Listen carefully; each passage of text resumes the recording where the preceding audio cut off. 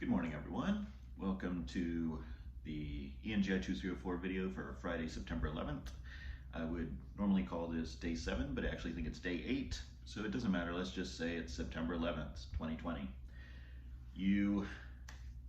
At this point, you are turning in the third assignment about headings for your conventions, a peer-reviewed journal articles assignment, and hopefully you got that done. You're also submitting your TED Talk critique today, where you're seeing an example of a good presenter do something different from general engineering presentations. And that's really what I want you to start thinking about is why are engineering presentations so different from other presentations? We tend to watch these other people give these TED Talks and we say, wow, yeah, that's really good. I love watching TED Talks. But people rarely say that about engineering presentations. Why is that? Well, maybe it's because engineering presentations sometimes don't follow the examples for good presentations or the guidelines for good presentations. And things have changed even in the last 15 years that I've been teaching this class. It started off, everyone would use bullets, and then maybe they went to pictures with bullets. Well, now it seems that people are just changing to just using pictures with minimal text. And even if they do use text, sometimes the text looks pictorial or it looks figural. So I want you guys to start thinking about that. How are you going to transition to doing presentations in an engaging way, a way that makes sense using graphics, that gets your audience to understand the information? Because that's the goal. That's the goal. Keep that in mind always. If you don't communicate the information, there's no point. Sit down, stop giving your presentation. But if you want to communicate the information, then work on giving an engaging presentation that uses visuals effectively, more similar to the way the TED Talks do it. So for your presentations for Monday, you're going to be looking at the NSPE Code of Ethics. You can see that here. Now, obviously, you cannot see my screen. I don't expect you to. I've got the link in the policy statement. So you're going to look at the Code of Ethics, and you're going to pick one of these and write about it.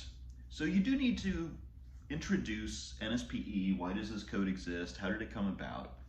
But you can do that in the context of a story, as I said last time. When you talk about the code, you don't even have to just go through the code. You can use the story to pick out parts of the code that pertain to it. So let me give you an example.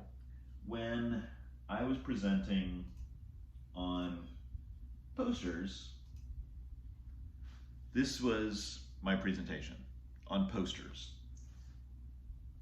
And what I did was I used a lot of full bleed pictures. So this is an example. Is there text? Yes, but it looks figural. And it says Neil deGrasse Tyson and the stars of Titanic. And then I show a picture of Neil deGrasse Tyson as I talk about Neil deGrasse Tyson. And I show a picture of the stars in Titanic. And then I show a picture of James Cameron with the quote from James Cameron, what he said in response to Neil deGrasse Tyson, etc. And then I show the real star chart that they should have used in Titanic. So even when I use text, it's done in a pictorial manner. That's what I want you to start thinking about. Use full bleed pictures like this with minimal text as you tell a story. Don't just, here's the information, here's the information, here's the information, because people have trouble grasping that. If you can put it in terms of story, then it works. And the good thing here is that engineering is built around story anyway. Think about the headings: introduction, methodology, results, discussion. Introduction explains why. Methodology explains how. Results explains how well it works. And then discussion describes the implications of it. That is a story. Why did the story happen? What happened? What happened as a result? That's what we're looking for. But sometimes we skip that why. We need the why. We've got to set up the problem. Imagine a movie that had no problem, no conflict. That's called a boring movie. And often these art house films, these arty films that the critics love, but people like us go, that was boring. It's because they don't set up a problem. There may be some sort of resolution, but if it's not a resolution to a problem, then forget it, we're not interested. So we want to tell a story. So tell the story of someone breaking the code of ethics, and then bring in the code, explain what the code is, explain how that situation breaks that code of ethics. And then we'll understand and we'll follow you. And you need to do this in a 5-minute video. That's not very long. So 5 minutes, upload it as a YouTube video. Now I don't want you to do any editing. Notice in these videos I'm not doing any editing. I don't want you to stop and start. This should be straight through. Do not worry about it, okay? Don't break it. If you have a mistake, own your mistake. Now, can you redo it? Can you practice it? Can you record it 10 times? Sure. I don't think you really need to.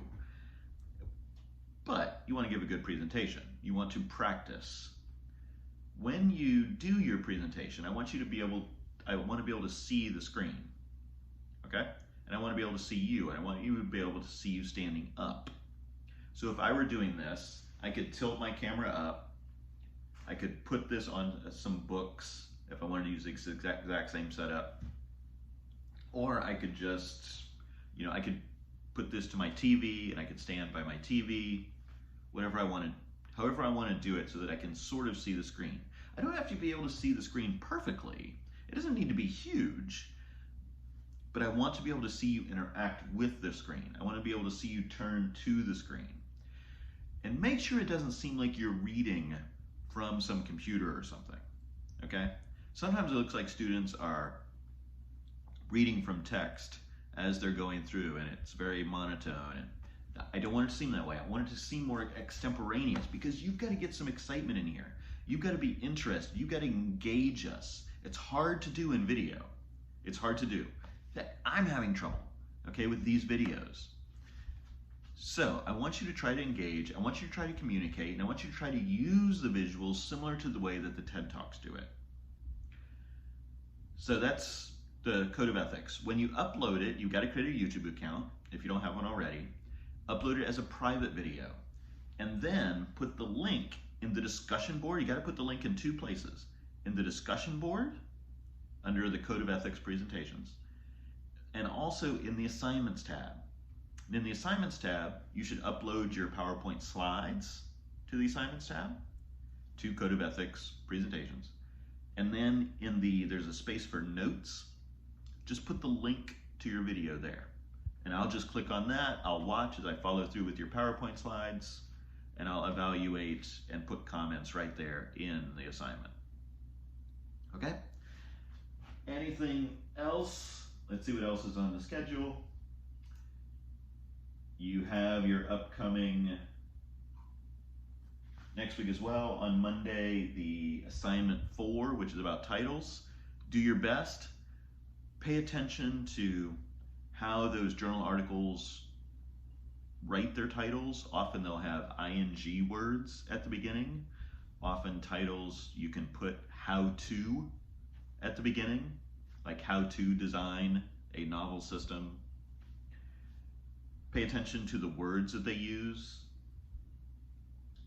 For the following ones, so for next Wednesday, you're gonna learn all about figures. So you're gonna watch the videos on figures, take the quiz on figures, and analyze the figures in the journal articles themselves. And then you'll also be critiquing your peer review partner's code of ethics presentation.